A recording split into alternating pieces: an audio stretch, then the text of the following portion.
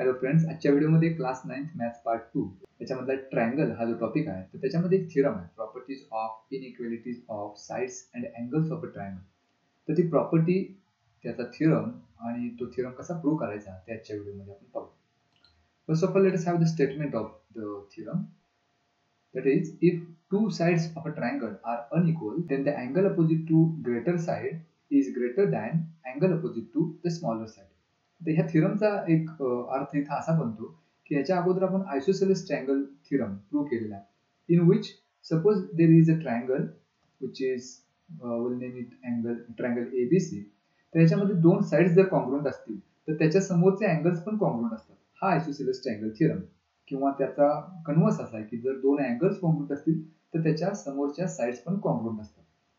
हा तर थिअरम झाला if there are two sides which are congruent. पण प्रत्येक ट्रायंगल मध्ये त्याच्या दोन साइड्स कॉन्ग्रुएंट असतीलच असं नाही. जर नसतील तर काय, तर त्याच्यासाठी हा थिअरम आहे. आणि ह्या थिअरम मध्ये आपल्याला असं प्रूव्ह करायचं आहे की जर एखाद्या ट्रायंगल मध्ये कुठलेही दोन साइड्स कॉन्ग्रुएंट नसतील, म्हणजे त्या ट्रायंगलच्या तिन्ही साइड्स त्यांची लेंथ वेगवेगळी असेल, तर त्यांची जी साइड आहे आणि त्यांचा जो अँगल आहे यांच्यामध्ये रिलेशन काय आहे.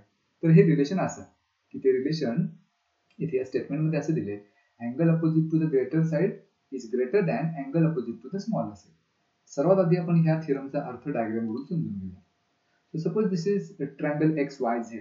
आता या ट्रायंगल XYZ मध्ये XY, YZ आणि XZ या तीन साइड्स आहेत. ही कन्स्ट्रक्शन केलेली आहेत, तात्पुरता हा भाग आपण विसरून जाऊया. तर ह्या तीन साइड्स या सर्वांच्या लेंथ वेगवेगळ्या.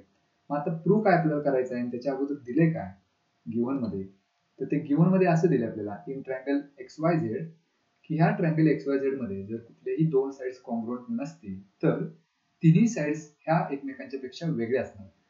आणि मग त्या तिन्ही साइड्स एकमेकांच्या पेक्षा वेगळ्या जर असतील तर त्यातली कुठली तरी सर्वात लहान असणार आणि कुठली तरी सर्वात मोठी असणार. मग ह्या ट्रायंगल मध्ये हेच दिले की ही जी साइड XZ आहे ती XY पेक्षा मोठी आहे. म्हणजे XY ही आपण जर डायग्राम पाहिली तर सर्वात लहान साइड दिसते आणि XZ ही सर्वात मोठी साइड दिसते. तर हेच आपल्याला दिलेलं आहे या गिव्हन मध्ये. आता त्याच्यावरून प्रूव्ह काय करायचं आपण, angle XYZ is greater than angle XZY. म्हणजे अँगल XYZ हा जो अँगल आहे तो XZY या अँगल पेक्षा मोठा आहे, हे आपल्याला प्रूव्ह करायचं आहे. कारण XYZ हा जो अँगल आहे तो मोठ्या साइड समोरचा अँगल आहे आणि अँगल Z म्हणजे XZY हा जो अँगल आहे तो XY या लहान साइड समोरचा अँगल आहे. तर हे आपल्याला प्रूव्ह करायचं. आता हे प्रूव्ह करण्यासाठी आपल्याला कन्स्ट्रक्शन करायचे आहे.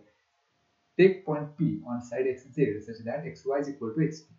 म्हणजे ही जी साइड XY आहे जी मोठी आहे तर त्याच्यावर एक पॉइंट P इथं असा घ्यायचा आहे की XP जेवढं अंतर आहे तितकंच XY असलं पाहिजे, किंवा XY हे जे अंतर आहे तेवढ्याच अंतरावर पॉइंट P घ्यायचा.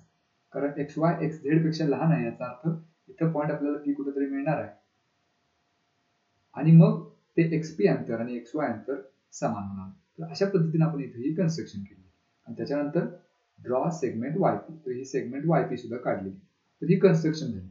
तर याच्यावरून आपल्याला जे प्रूव्ह करायचं आहे त्यातली पहिली स्टेप अशी असणार आहे, ही जी कन्स्ट्रक्शन आपण केलेली आहे एक YP ड्रॉ केल्यामुळे हा एक ट्रायंगल आपल्याला मिळाला XYP. आता हा ट्रायंगल कोणता आहे, तर आयसोसेलेस ट्रायंगल, कारण याच्यामध्ये दोन साइड्स कॉन्ग्रुएंट आहेत. XY is equal to XP. आणि हे कशावरून, तर पुढं हे रिझन दिलेलं आहे बिकॉज ऑफ द कन्स्ट्रक्शन. कारण आपण कन्स्ट्रक्शन अशी केलेली आहे की पॉइंट P घेताना असा घेतला की XY जेवढं अंतर आहे तेवढंच XP आहे. तर हे कन्स्ट्रक्शन वरून. आता इथं आपण आयसोसेलेस ट्रायंगल थिअरम वापरू शकतो, ज्याद्वारे त्याच्या समोरचे अँगल्स पण कॉन्ग्रुएंट पाहिजेत.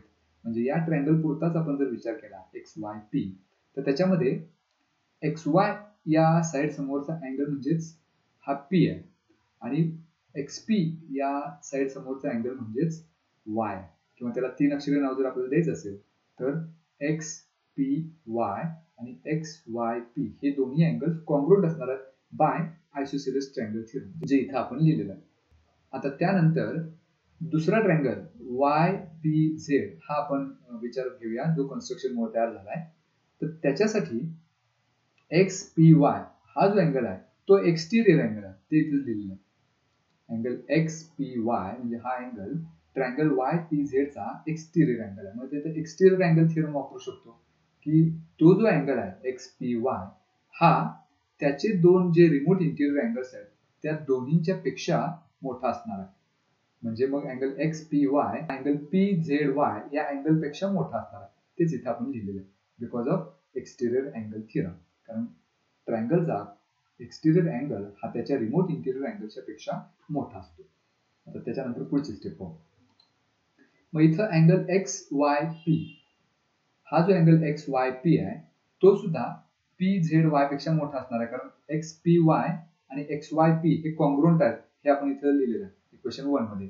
मग तसं जर असेल तर एक्स पी वाय हा अँगल या झेड पेक्षा मोठा असेल तर एक्स वाय पी पण मोठा असला पाहिजे, जे या स्टेप मध्ये आपण लिहिले. पुढची स्टेप पाहू.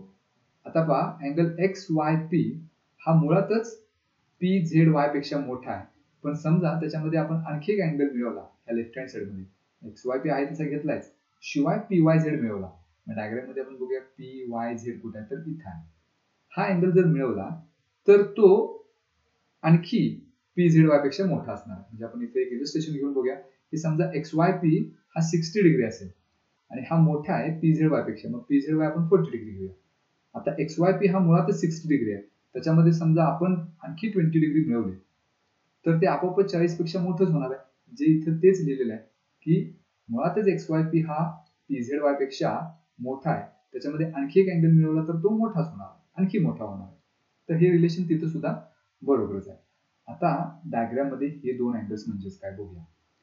एक्स वाय पी हा अँगल आणि पी वाय झेड हा दुसरा अँगल, या दोन्हीची जर बेरीज केली तर आपल्याला हा पूर्ण अँगल मिळतो एक्स वाय झेड. मग ह्या दोन्ही अँगलच्या ठिकाणी किंवा या दोन्ही अँगलच्या बेरजेच्या ठिकाणी आपण असं लिहू शकतो अँगल एक्स वाय झेड. मग ह्या दोन्हीची बेरीज एक्स वाय झेड आहे. हा जो अँगल आपल्याला मिळाला एक्स वाय झेड हा पी झेड वाय पेक्षा, हा जो अँगल आहे त्याच्यापेक्षा मोठा असणार. आता अँगल पी झेड वाय लाच, पी झेड वाय या अँगललाच आपण एक्स झेड वाय असंही म्हणू शकतो, कारण पी आणि एक्स एकाच लाईनवर आहे. इथं तेच केलेलं आहे, तर अँगल पी झेड वायच्या ठिकाणी लिहिलेलं आहे अँगल एक्स झेड वाय. आणि हेच आपलं शेवटचं स्टेटमेंट आपल्याला प्रूव्ह करायचं होतं, angle X Y Z is greater than angle X Z Y. So this is how we can prove this thing.